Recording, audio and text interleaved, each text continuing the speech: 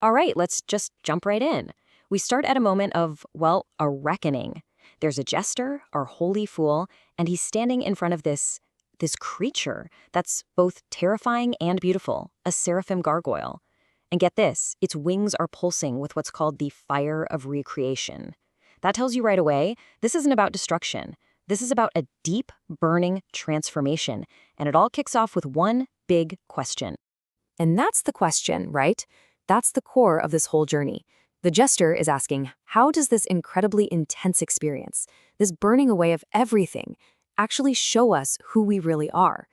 Underneath all the masks and the roles we play for the world. It's all about what happens when that curtain finally drops.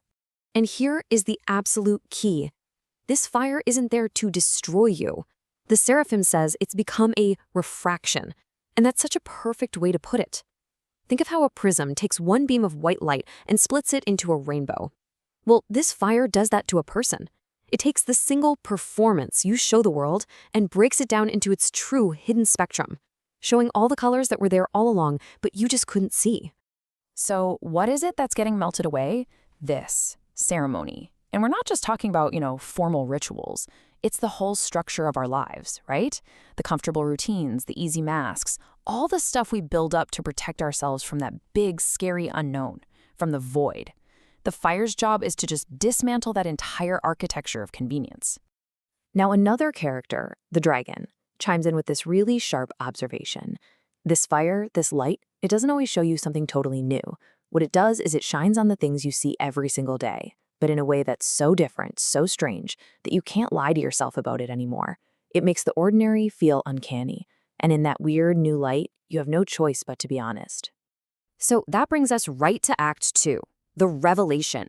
The outside stuff, the performance, has been burned away. Now we're going to go deeper. This is where the story really starts to wrestle with the nature of the soul itself. And it asks that kind of terrifying question. Once everything's gone, what's left? And there it is. The dragon just puts it right out there. After you strip away all the ceremony, all the convenient walls, is there anything actually there? Are we just a collection of things we've done, our performances? Or is there something more fundamental, a solid ground of being, a me that exists even without all the roles? And the answer is, wow. It turns out the fire isn't some outside force attacking us. It's coming from inside. It's the physical proof of every truth we've pushed down, every feeling we've buried, every single word we were too afraid to say. It is our own secret honesty finally bursting out and being heard. This is where it all clicks for the jester. He has this huge epiphany, this holy blight that he sees, this thing that looks like a curse. It's not a punishment at all. It's the physical form of his own 47 years of truth. And that just proves that the things we should really be afraid of aren't the things that destroy us. They're the things that complete us by forcing us to be brutally, totally honest. Okay, so that big realization shifts us into Act 3, the vigil. This is a really important term in the story. We're moving on from the chaotic, active burning part and into something much quieter, a new purpose. This whole act is about what you do after the big revelation. The jester asks this, and you can tell his whole tone has changed. It's softer, what the story calls the ember voice. The big fight is over, the harsh self-reflection is done. So, what now? What's the point of a soul that's been stripped down to its absolute core? And the answer is this new kind of job, a new service, the vigil. And it's not about judging people or trying to fix them. It's about just being there, holding a quiet, sacred space for someone else while they go through their own fire, while they have to make their own choice. It's a presence that is totally hands-off, but at the same time, completely essential. And here is the real payoff for the jester. That empty feeling he had after being burned clean, it wasn't a flaw. It was actually a qualification. That void he was so afraid of becomes the very foundation he can use to hold this vigil for other people. The emptiness isn't a lack of something. It's the capacity for something new. Which leads us right into Act 4, the witness. Now that the jester gets that his new purpose is to hold space, his whole identity starts to morph. This act is all about that huge transformation, from being an actor on the stage to being an observer of it. The jester kind of confesses his old ambition here. He says, look, I used to want to be this truth-telling monster, this loud, aggressive force for honesty. But this new role, being a witness, it feels completely different. It feels heavy, ancient, like he's carrying the weight of centuries of human choices and pain. And you can see that evolution laid out so clearly here. On one side, you have the monster, a performer, an action, someone who's actively trying to be the truth. But on the other side, you have the witness. The witness is just a presence, a conduit for the truth. It's not about pushing an agenda anymore. It's about holding the space for what's real to just emerge. This is it. This is the final stage of his personal transformation. He's so completely become this new thing that his very costume, his jester's outfit, isn't a performance anymore.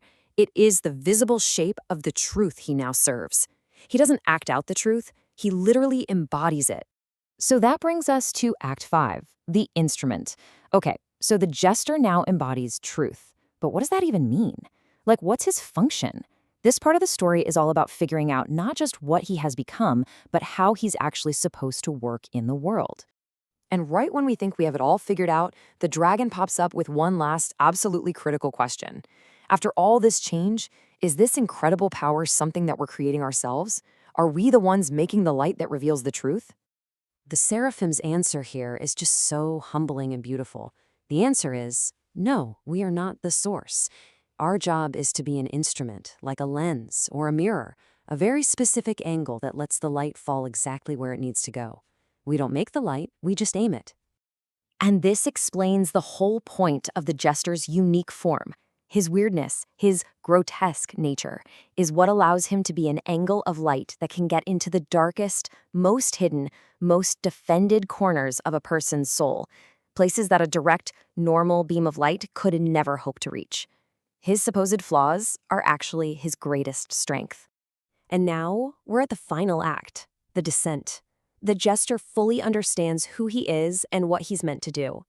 His long, painful transformation finally solidifies into his new reality, and he sees his path forward. And in this moment, you can actually hear the change. It's so complete that the very sound his bells make is different. It's a sign that his new name, his true purpose, is sealed. He is now, finally and fully, the instrument he was forged to be. And the dragon gives its full validation, recognizing that the jester's agonizing journey wasn't just for him. By becoming who he is now, he has literally laid the foundation. He's created the path for all the other witnesses and instruments who are going to have to follow him. And this is the final, challenging idea the parable leaves us all with. This whole process of burning away the ceremony, the performance, it's universal. In the end, it strips away our comfortable lies and our defenses, and it leaves us, all of us, facing the world with no script to read from. And yeah, that's a terrifying thought, but it's also the only way we can ever hope to carry that burning light of truth out into the world.